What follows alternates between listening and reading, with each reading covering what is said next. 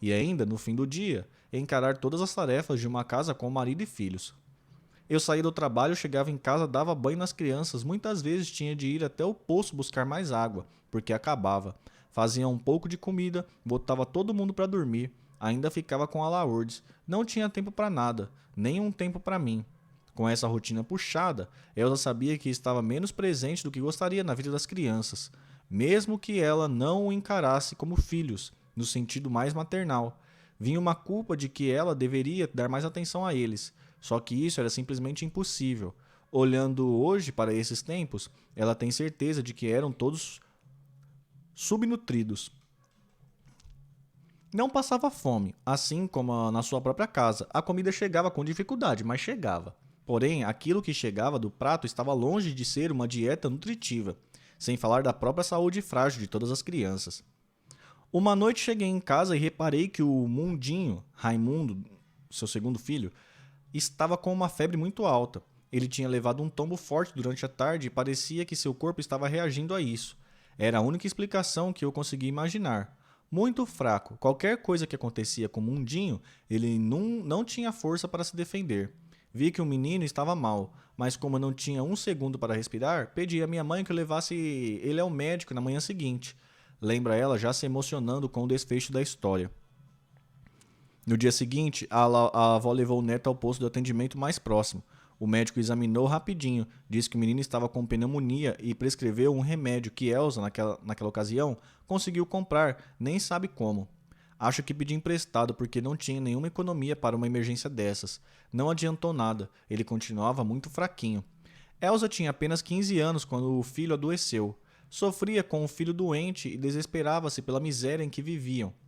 Eu vi que ele estava definhando a cada dia, mais frágil a cada manhã, mas eu não podia fazer nada. Entregava ele para minha mãe e saía para a fábrica.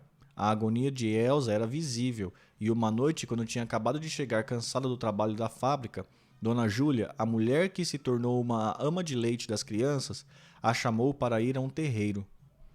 Ela frequentava um centro, viu que eu estava muito preocupada e me chamou para ir com ela até lá, ver se eu encontrava um pouco de conforto. Era ali mesmo, na Água Santa, e eu me lembro muito bem da cena que encontrei naquela sala. Na família dividida entre o catolicismo da mãe e o espiritismo do pai, Elsa nunca tinha vivido uma experiência como aquela.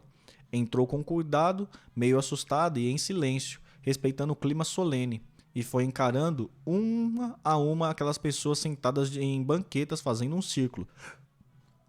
Algumas delas, como ela mesma descreve, incorporando.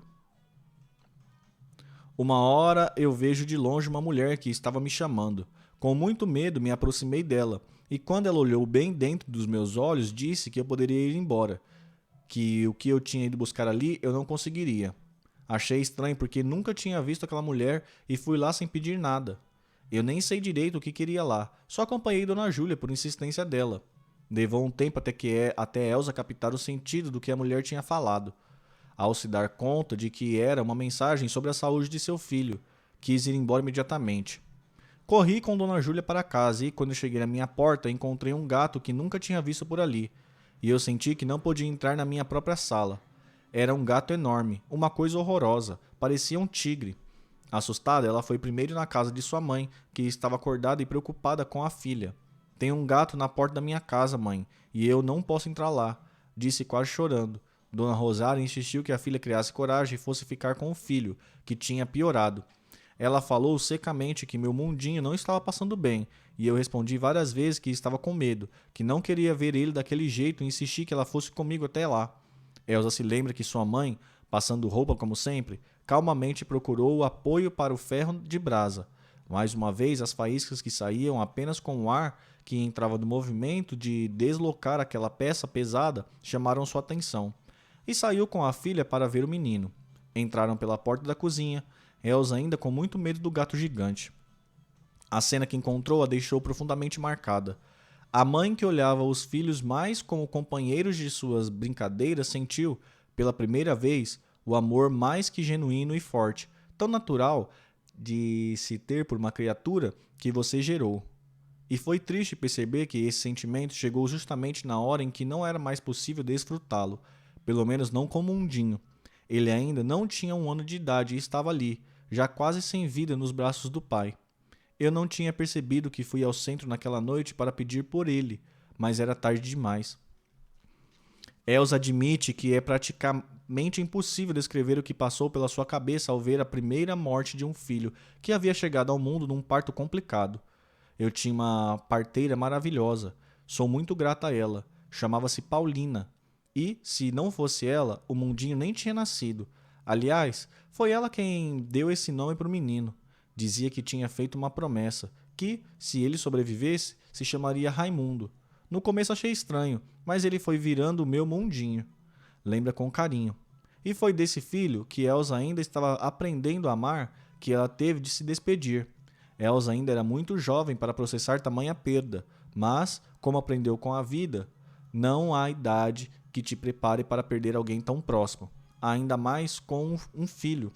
Eu vi muita morte nessa vida.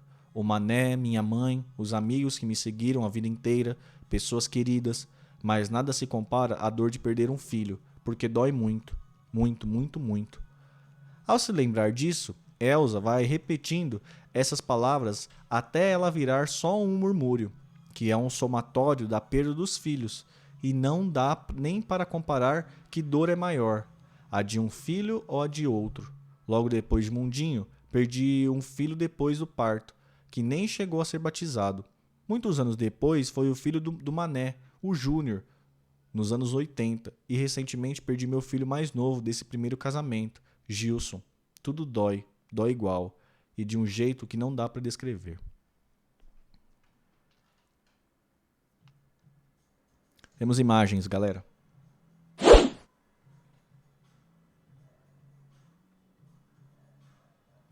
Elza Soares e sua mãe, Dona Rosária, em Água Santa, Rio de Janeiro, nos anos 50. Tem um tiozão aqui, né? Quem será que é?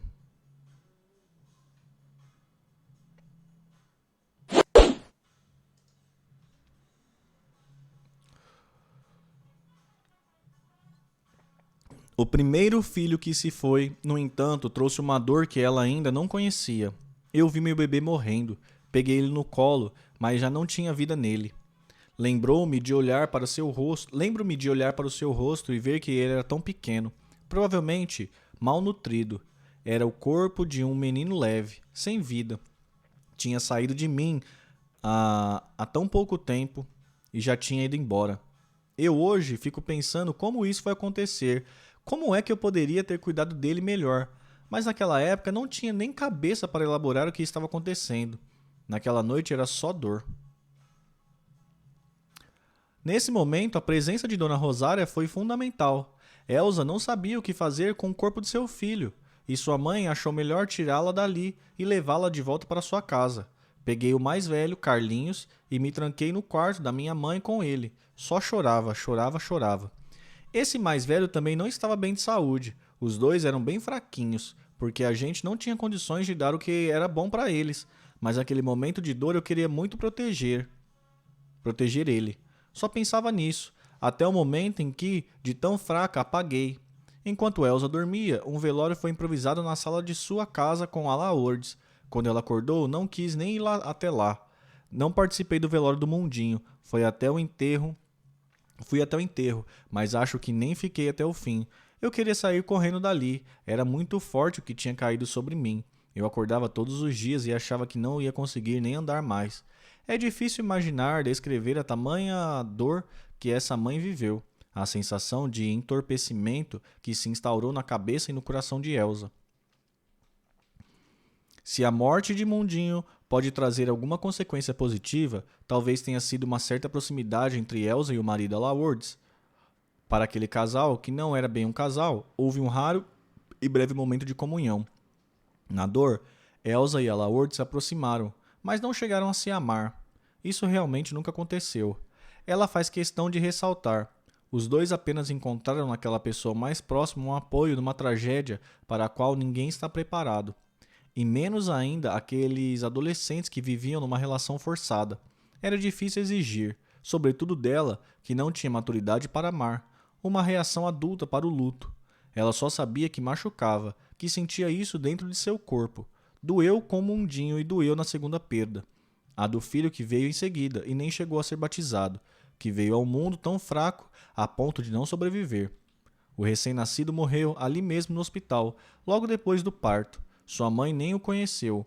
Elsa fez questão de esquecer os detalhes, mas ter perdido 2 filhos por doença e desnutrição a fizeram amadurecer muito.